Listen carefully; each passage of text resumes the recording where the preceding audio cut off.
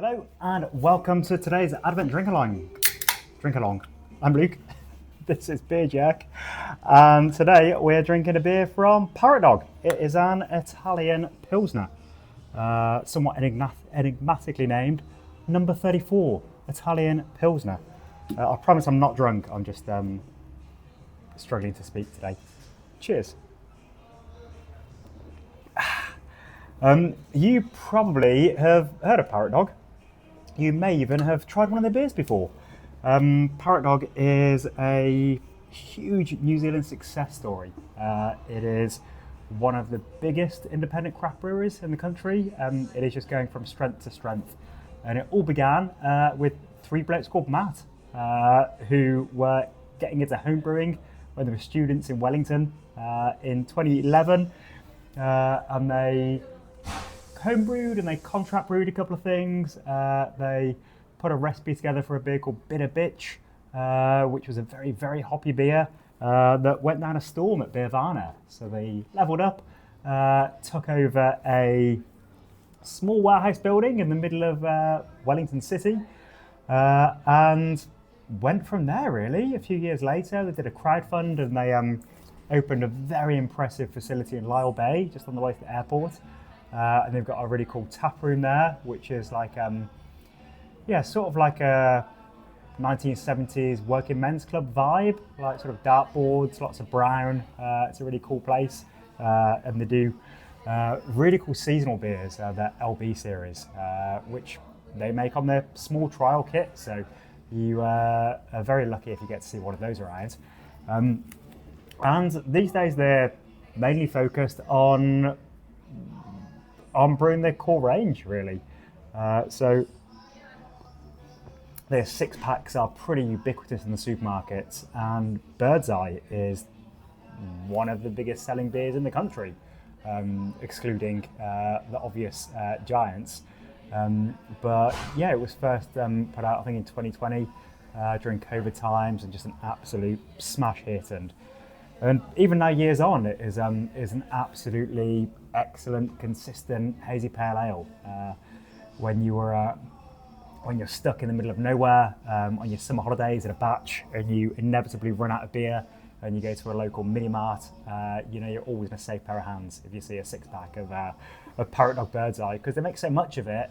It's always going to be a fresh batch, even if it's not even cold stored at the shop.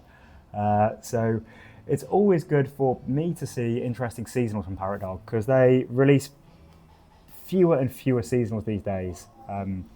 It used to be a pretty steady stream, and these days the seasonals generally are IPAs when they do put them out. So when they put out a more unusual style, like an Italian Pilsner, it is something I get very excited about, because it is one of the best brew teams in the world, putting their minds to doing something that other than the core range, which obviously are all excellent beers.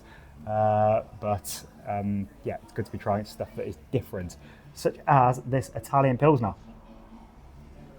Italian Pilsners, it's believed the first Italian Pilsner was made in 1996 by the brewer at, I think it was called Birrificio Italiano. And basically it's a German Pilsner with a lot of dry hopping. It is as simple as that. So German Pilsners have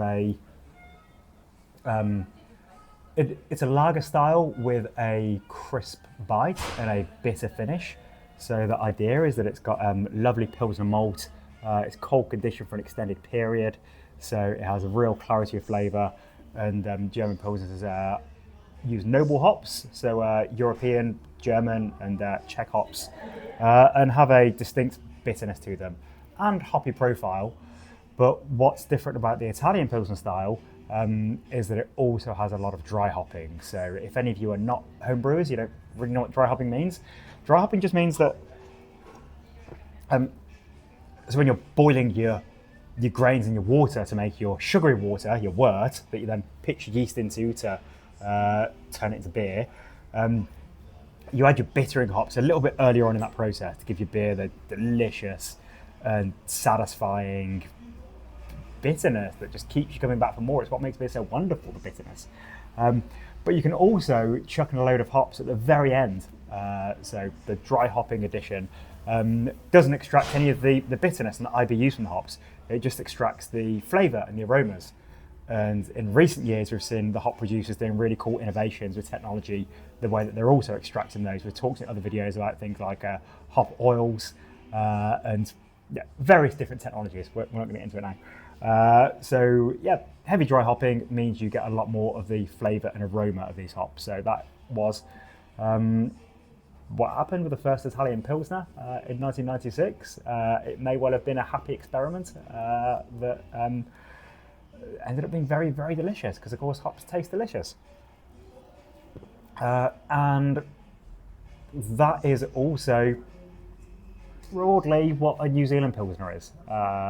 Only New Zealand Pilsner, of course, use our lovely local hops, which are a whole different thing. So this one is a traditional Italian Pilsner. It is hopped heavily with Saphir and with Saz. So Saz is one of the most important hops in the world of beer. It's a Czech hop. I love brewing with it. It is just an excellent bittering hop. You can use it in everything. And it also has, I suppose, herbaceous character to it.